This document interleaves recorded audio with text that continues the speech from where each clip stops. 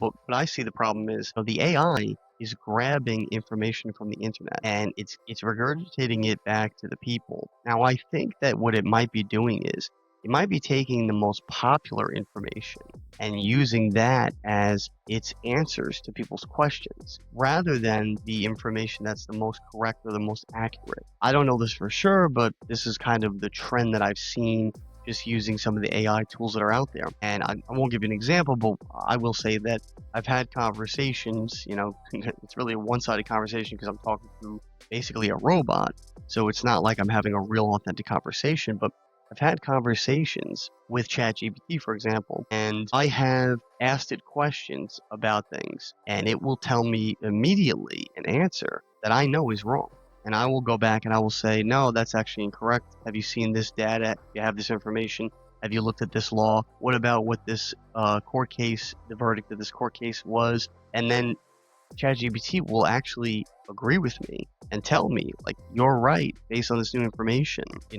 We can say that this is the answer. And it's a 180 change. But if I didn't give it that additional piece of knowledge, it would not have been able to not only correct itself, but give me the correct answer that I was looking for. So I do see this as a recurring trend, and I'm sure many people who play around with these AI things have done this before. It's not unique to me, but it is getting a lot of stuff wrong.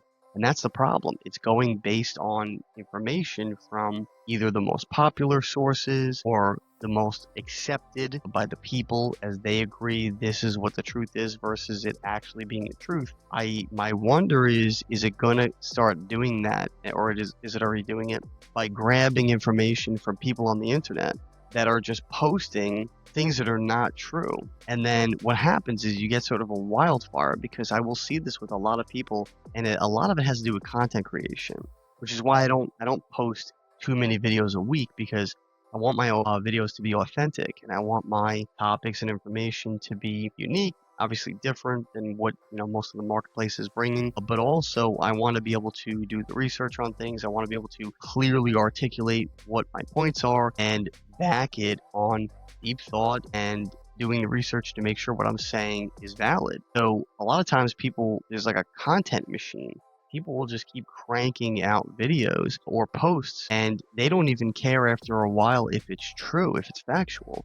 They will just do it because they need the content to fill the dead air so that they can continue to grow their audience. And on one hand, I actually understand that, because from a business model's perspective, there's two types of products. There's products that are based on quality, and there's products that are based on quantity. And you look at the stuff that America used to make. It was quality. It lasted. There are toys, children's toys, that are made of wood and metal that are sold at, garage sales or, like those American Picker show things all across America that are 50, 60, 70, 80 years old. And they still last today. That's because they were made well, quality. But then you have a lot of stuff today that's made in China and some of these other countries, and they're made to break because it's a quantity game. The margins are low, the price for the product to the consumer is low, so they have to keep getting the consumer to reorder the products over and over again when they break, so that they can keep generating repeat business. It's a design, it's a plan, it's a strategy, it's a business strategy, really. And the problem with that is, yes, you do continue to get a customer who keeps rebuying your product. But after a while, people get frustrated with things continuously breaking, where they just decide, you know what, this product was supposed to make my life easier. It's actually making it harder because I keep using a product that keeps breaking and I have to keep rebuying it. I'm going to find a different method to achieve my goal. And eventually, people do stop buying your products. I believe it's always better to go with quality, but whatever. Same thing with content. You see on the internet, it's flooded with content from people who are saying things that could literally start with one person saying something that they either think sounds correct or sounds true, and then posting it out on the internet, and other people say, oh, I think that sounds true too. I'm going to grab that and I'm going to put my spin on it, recreate it in my own way for my own content that matches my brand, and then I'm going to re-put that information out there.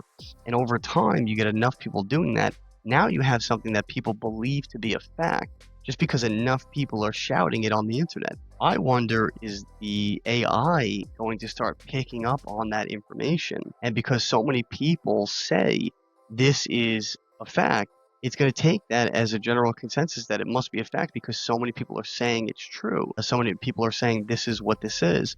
So we're going to tell people who ask us that's the fact because we have enough information to claim that it is, even though maybe the research wasn't thorough or, there's not any like studies that back it. There's a chance that the AI could be putting out false information because the people that feed the system are putting out false information and either no one's checking them or people are just scrolling through, reading that, consuming that information, taking it into their brain, storing it as a fact, and then moving on to the next thing because it's just a continuous scroll. They're grabbing all this information on the internet that's not factual, or maybe is partially factual, and they're keeping it in their brain as though it is a fact now. So now you go to and have a conversation with somebody, you go to a party or whatever, and you strike up a conversation and you're telling them something that is not true. And now they believe it and it's in their brain and they're carrying it around with them, telling other people. This is how misinformation or disinformation gets spread. And I'm not saying everything has to be backed with, studies. Like not everything is a scientific study. But some stuff is just learned knowledge from our elders. Some stuff is just common sense. But for the most part, a lot of things can be factually proven or not proven, but there can be a theory that is the general consensus because there's enough information that leads us towards believing that that could be true.